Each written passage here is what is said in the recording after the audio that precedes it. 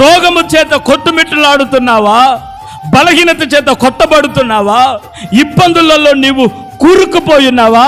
నా ప్రభు అంటాడు, మీరు దానికి భయపడద్దు.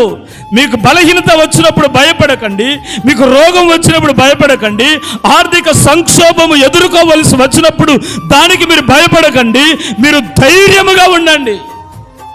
Praise the Lord. మీరు భయపడక మీ హృదయంలో ధైర్యం తెచ్చుకోండి. ఎందుకు ధైర్యం తెచ్చుకోమంటున్నాడు తెలుసా?